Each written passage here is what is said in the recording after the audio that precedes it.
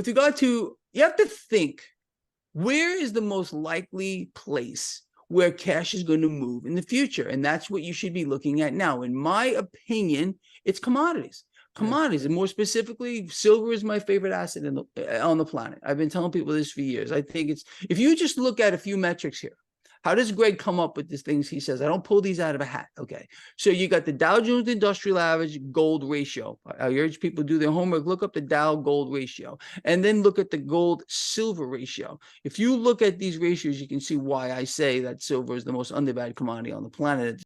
Silver gained strong upside momentum as gold-silver ratio pulled back below the 81.50 level. Gregory Mannarino, also named as the Robin Hood of Wall Street, is a renowned financial commentator known for his keen insights into financial markets. Mannarino spots silver's potential, referencing gold to Dow and gold-silver ratios, predicting undervaluation of silver. This year, production's forecast to increase by a paltry 2%, while industrial consumption, the biggest demand driver for silver, is set to climb by twice that.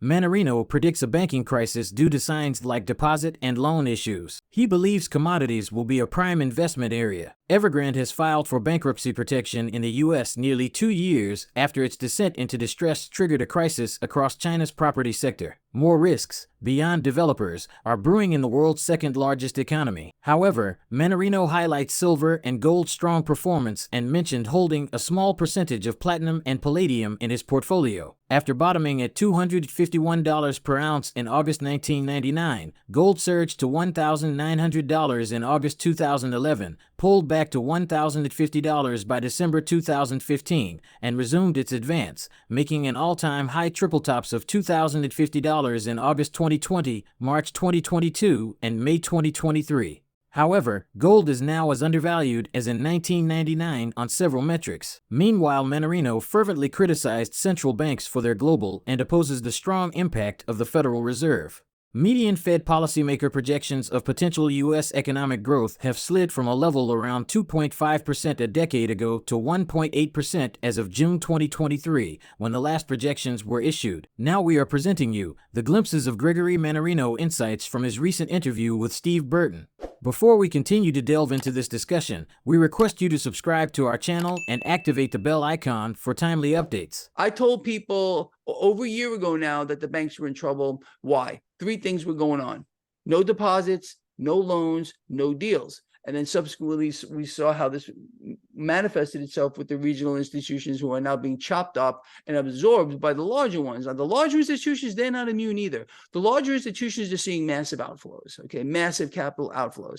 And so there's a big issue there too. So the banking system, again, we're going to face another crisis. Oh my God, I can't believe that. In the banking system, and it's going to come apart too.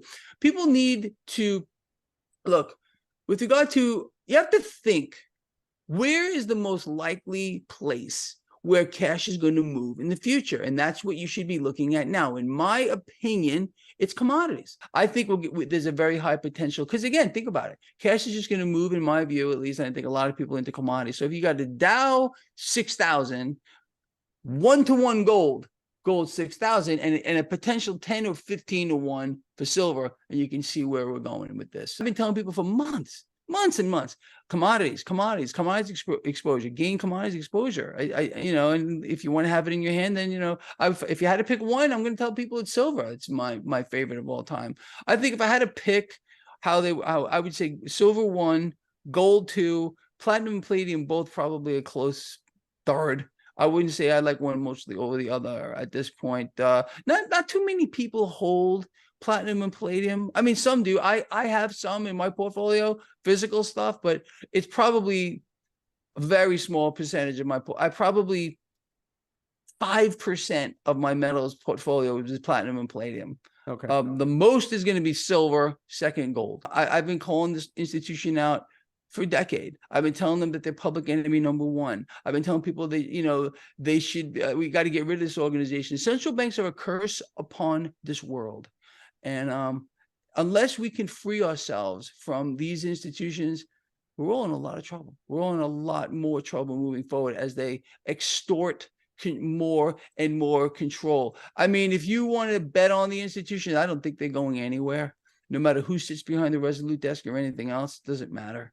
They're too powerful. They have too much influence. They had planned all this out step by step decades ago, and we are just living in the side effect of what they've set forth. Unfortunately, it's a terrible, terrible thing. Like I said, if I get going with the Federal Reserve and central banks, I will probably explode. I can't stand these organizations. I have the deepest, I don't hate anybody or most things, but I hate the Federal Reserve, and I hate central banking as a whole because I see what they're doing to the people of the world. This is all deliberate. Practically, BRICS is seen as a union of strong emerging powers with a common currency reserve of about US $4 trillion, which has already undertaken achievements in standing against unilateralism and can be useful when positioned as alternatives to Western-controlled institutions such as the World Bank, the International Monetary Fund, and Western financial and trade policies in general. But on the other hand, Mannarino doubts a full return to commodity-based currency due to central bank influence. Economists call it the global reserve currency, a fancy title the dollar got about 80 years ago that has brought some pretty serious perks to the U.S. economy. While Mannarino warns about the U.S. dollar's reserve currency threat and highlighted the central banking system's significant influence. The BRICS bloc of countries led by China and Russia want to upend the US dollar. Indeed, South Africa's ambassador to the group could not have been clearer last month when she said, "The days of a dollar-centric world is over." That's a reality. We have a multipolar global trading system today. Let's get back to interview. I think there's a strong possibility that they are going to at least attempt to introduce when we say gold backed or commodity backed, I think most people have the wrong perception of how this is most likely going to play out. This is a really good question. Most people believe that they're going to have a 1-to-1 ratio. It's not going to happen. If in fact this does occur, and I believe there's a high probability here, it's going to be a fractional backing, mostly fiat. Unfortunately, we're never going to go back to the world is not ever going to be allowed to go back to a commodity-backed currency or a wealth-based system. It's always going to remain somewhat debt-based, and that's exactly, unfortunately, what I believe is going to occur here, one way or the other, with regard to gold backing the BRICS system.